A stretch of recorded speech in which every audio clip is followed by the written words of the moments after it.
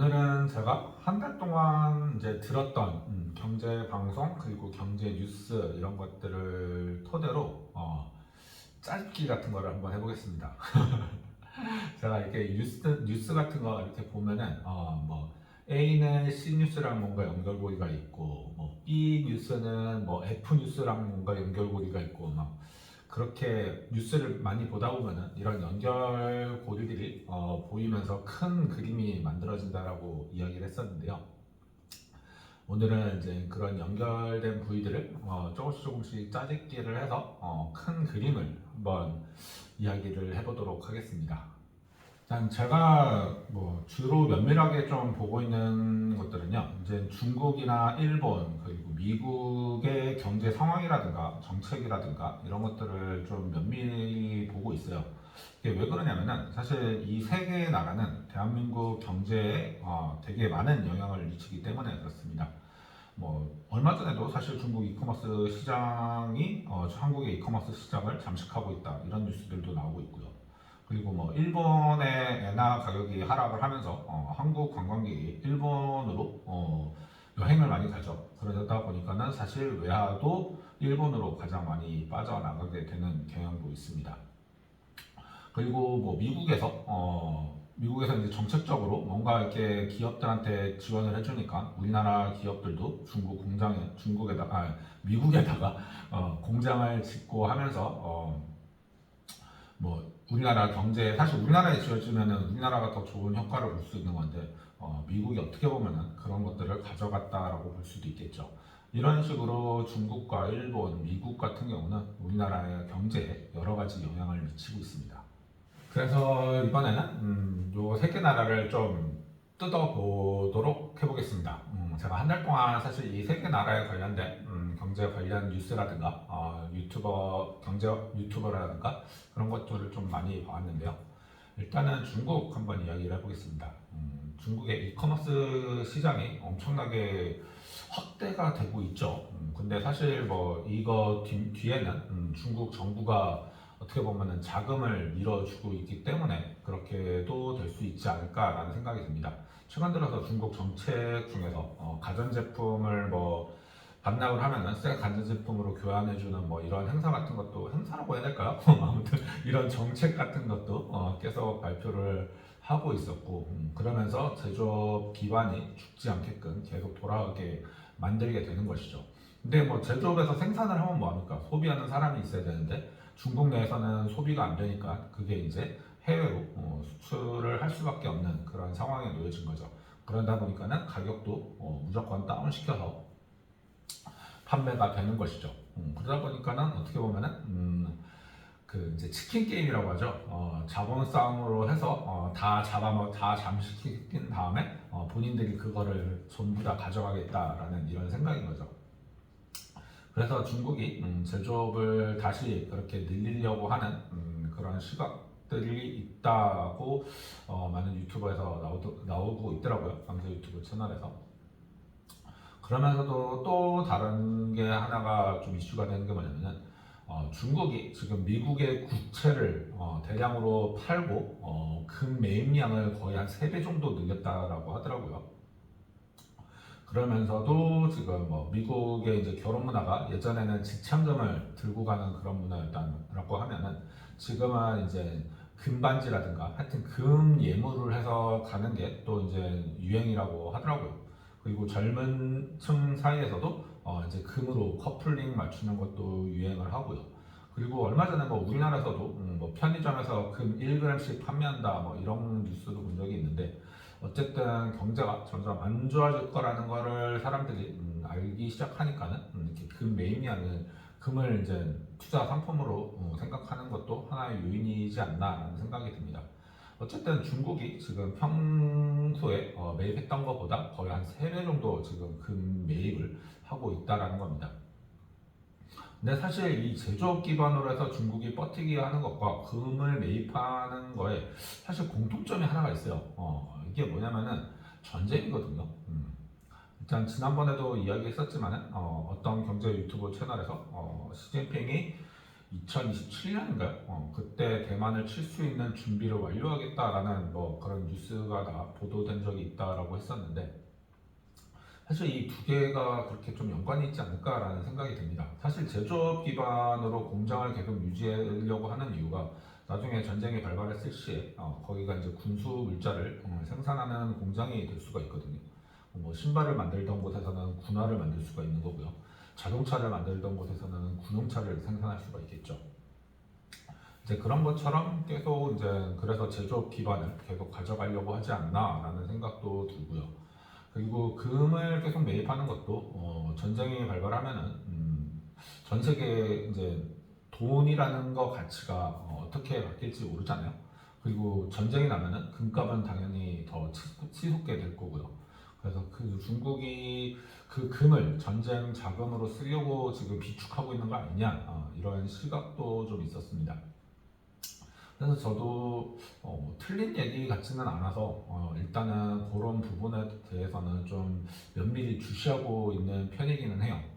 그리고 일본입니다. 일본의 지금 엔화 가치가 얼마 전에 또 더 떨어졌다라고 뉴스에 나왔습니다.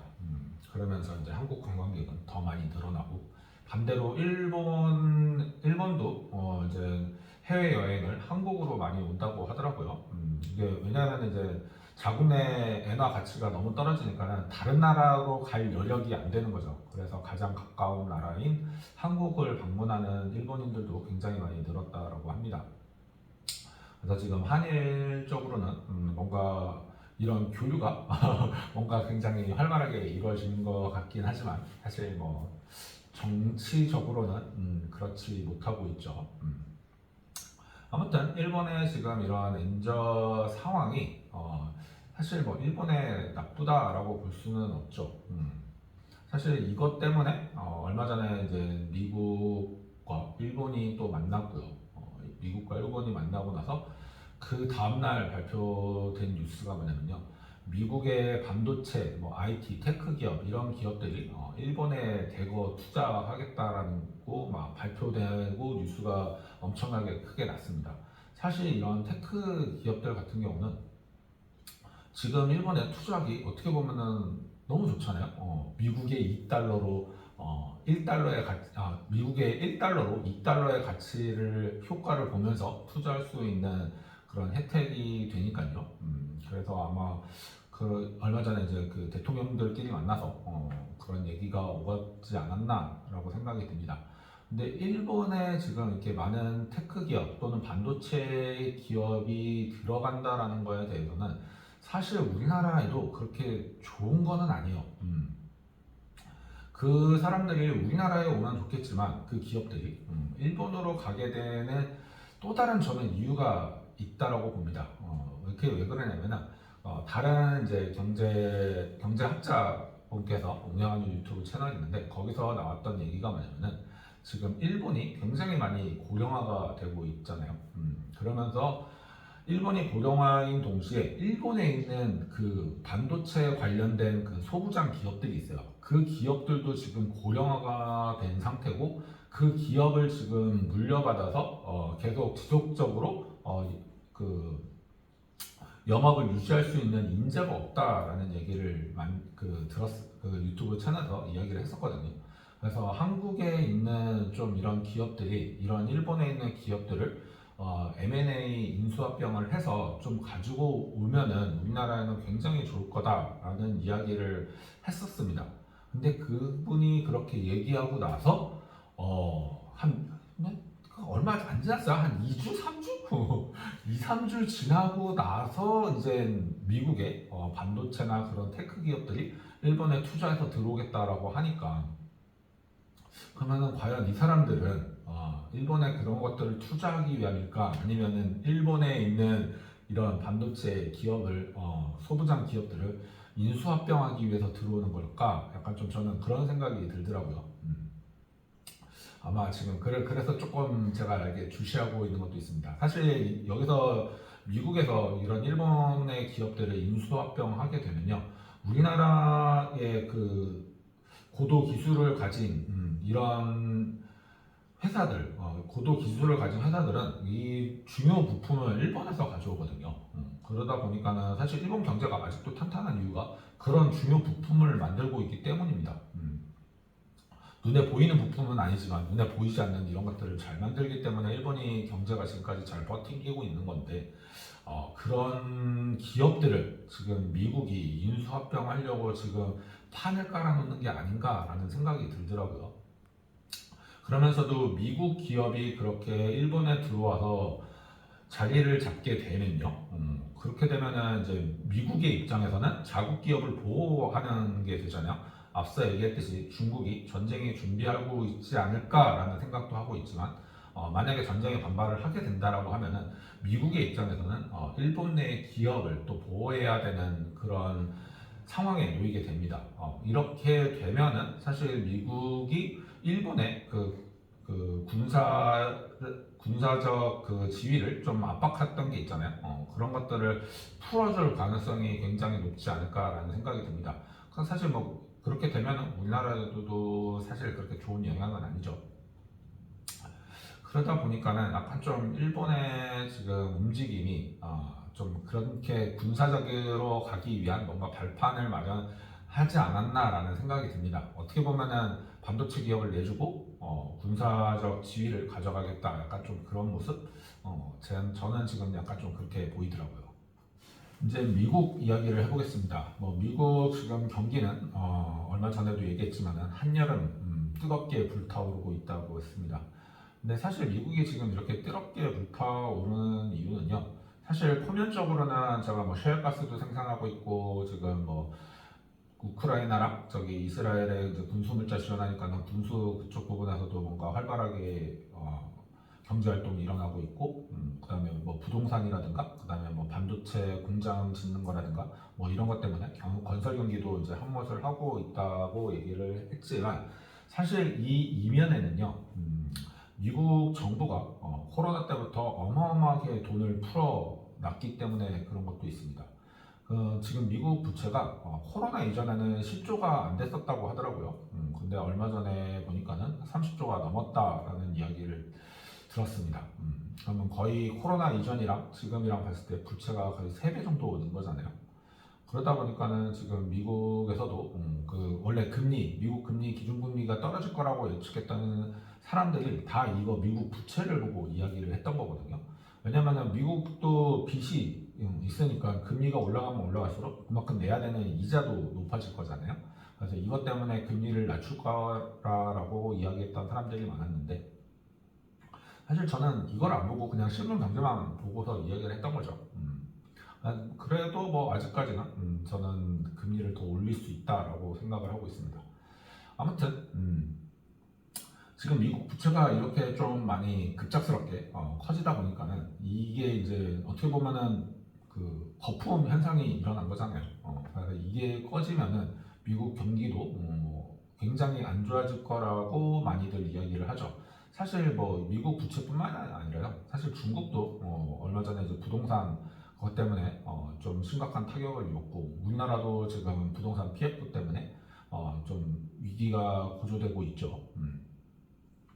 아무튼 이런 지금 대출에 관련된 것들 때문에 미국이 지금 경기가 기대 이상으로 지금 올라가기 시작한 겁니다.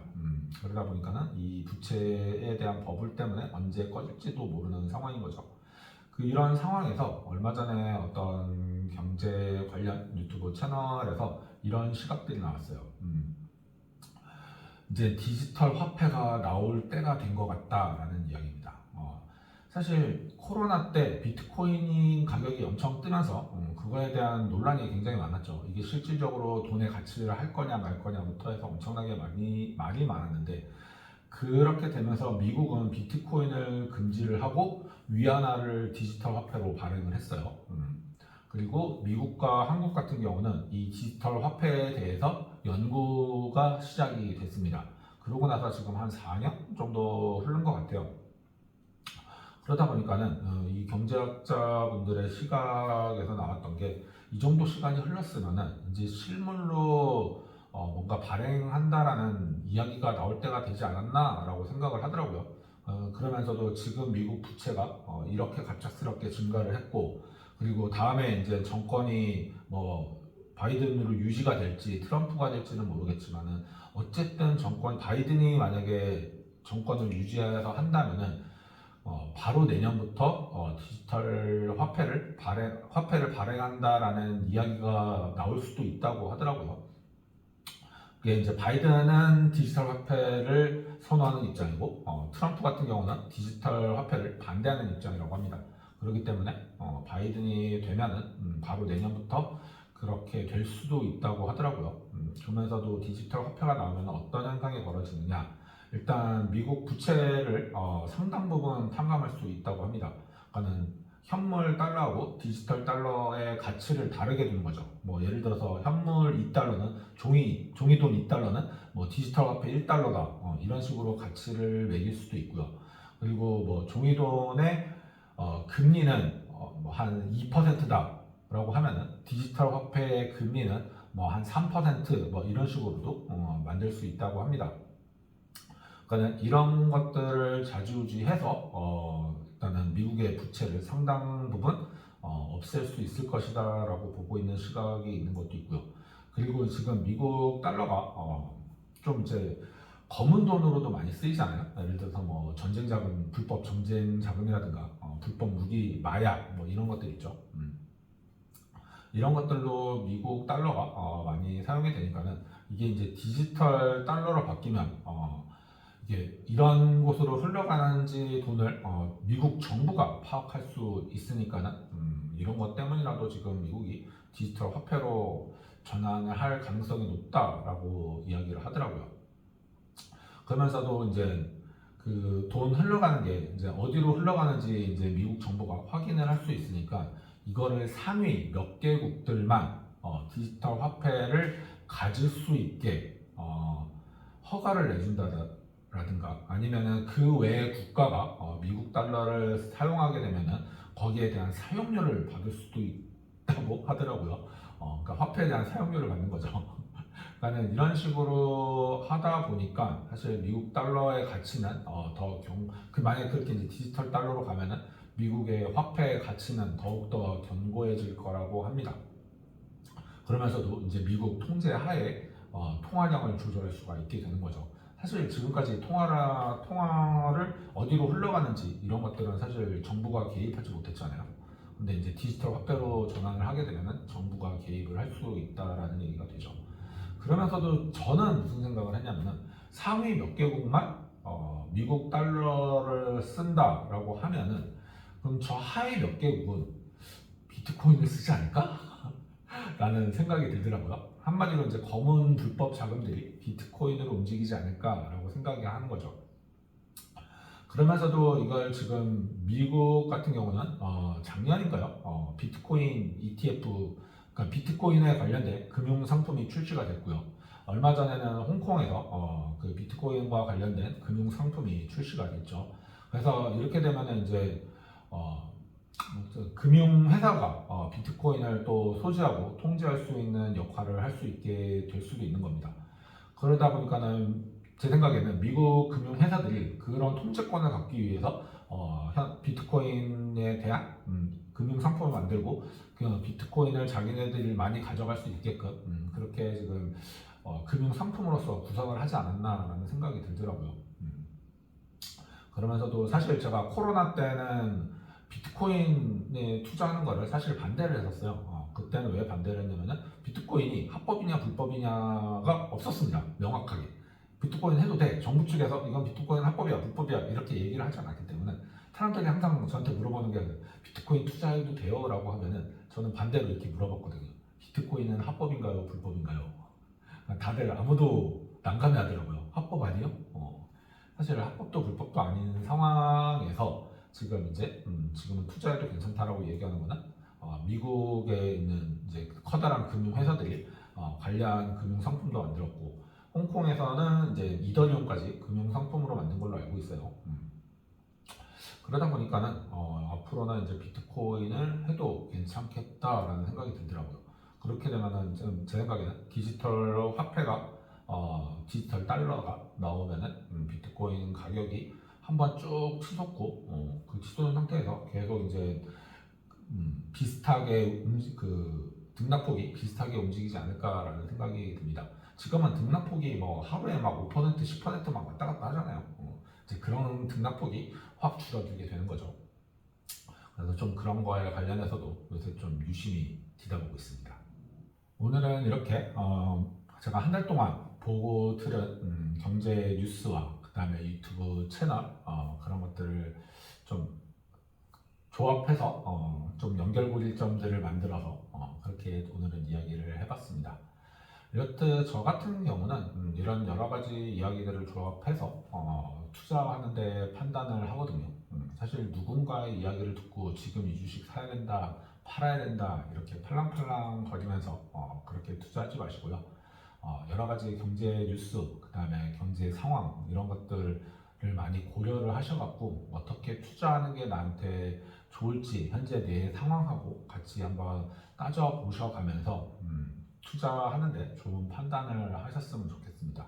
일단 첫 번째가요, 내가 내 돈이 어떻게 흘러가는지, 내 상황이 어떤지 이게 제일 중요하고요. 이 상황에 맞춰서 내가 어떻게 투자 여력을 가지고 갈 수 있는지에 따라서 투자를 할 수 있는 거잖아요. 그러니까는 내 돈은 내가 투자하는 거니까는 남 얘기 듣고 투자하지 마시고요. 경제 뉴스, 그다음에 경제 유튜브 이런 것들 많이 시청을 하셔서 투자하는데 좋은 판단을 하시기 바라겠습니다. 오늘은 여기까지 하겠습니다.